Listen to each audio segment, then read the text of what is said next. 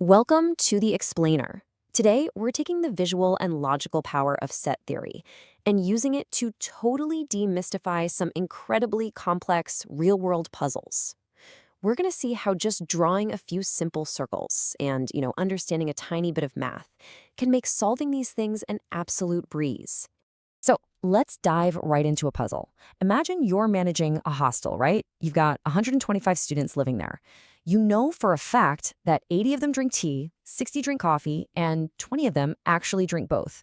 So how many drink absolutely neither?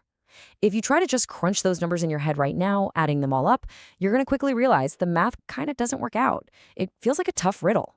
But seriously, by the time we finish building our mathematical toolkit today, you'll be solving this in your sleep. To get there, here's our roadmap for today's explainer. First, we'll nail down what exactly a set is. Then we'll learn how to speak the set language. After that, we're looking at universes, subsets, and complements. Then we'll see what happens when sets collide with operations. And finally, we'll bring it all back to solve real-world problems. All right, part one. What exactly is a set? The golden rule of set theory is actually pretty straightforward. A set absolutely must be objectively measurable. Think about things like the days of the week or the first 10 counting numbers. Literally anyone you ask is going to give you the exact same list, right? That is a true mathematical set.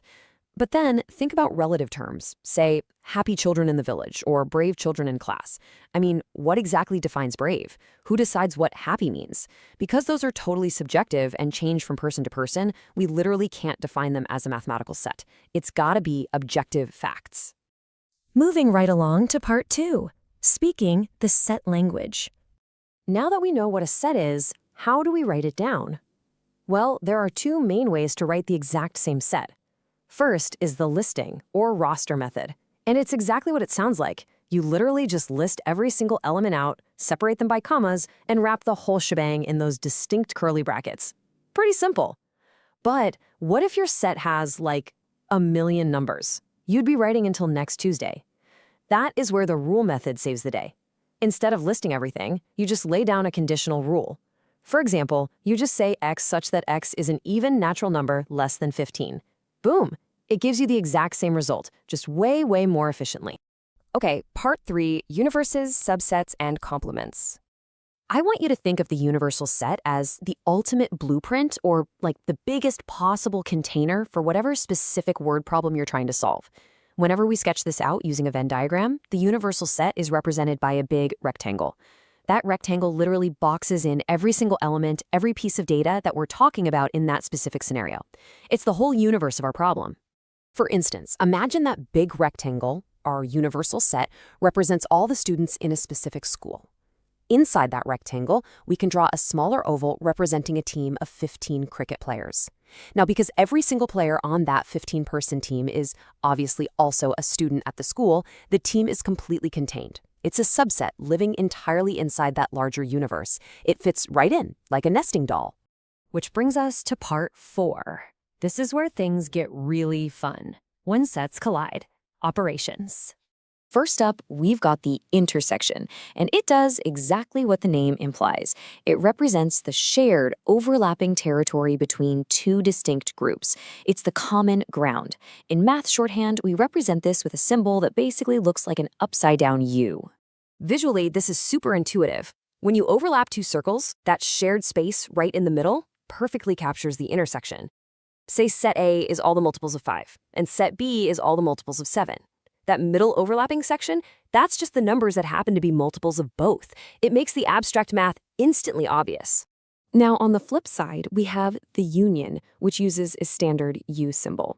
The union is the ultimate combination. It's taking literally everything inside set A and everything inside set B and just mashing them on together into one big mega group.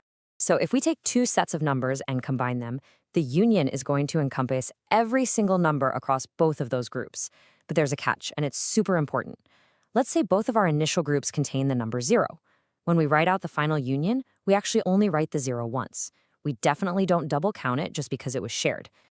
And that little quirk brings us to our master key. It's a beautifully simple formula that balances the total union with the individual sets and their intersection. It reads like this.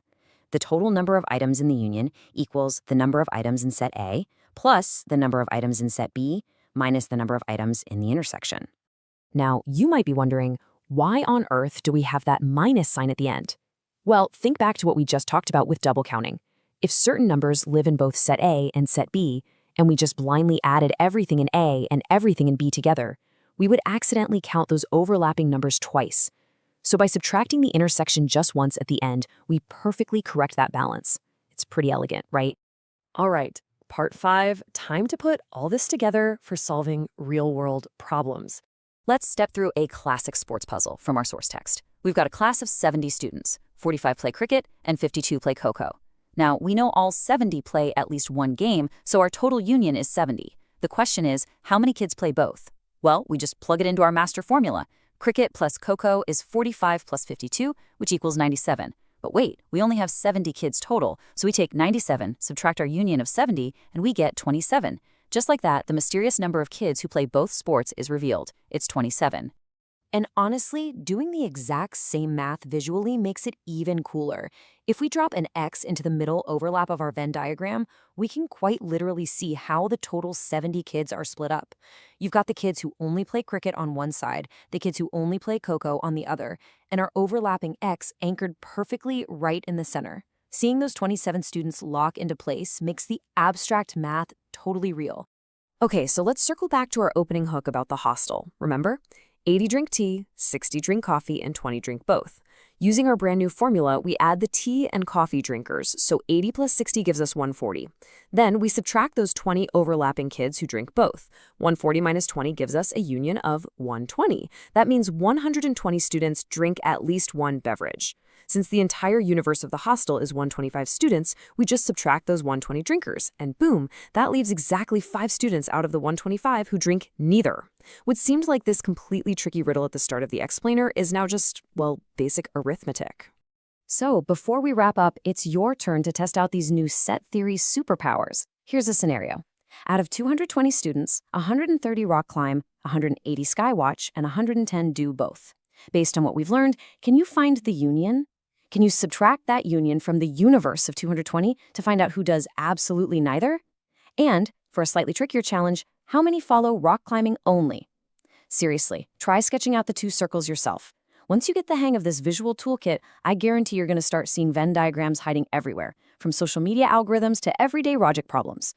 So, what other real-world mysteries could you solve just by drawing a few overlapping circles? Thanks for joining me on this explainer, and keep looking for the hidden math in the world around you.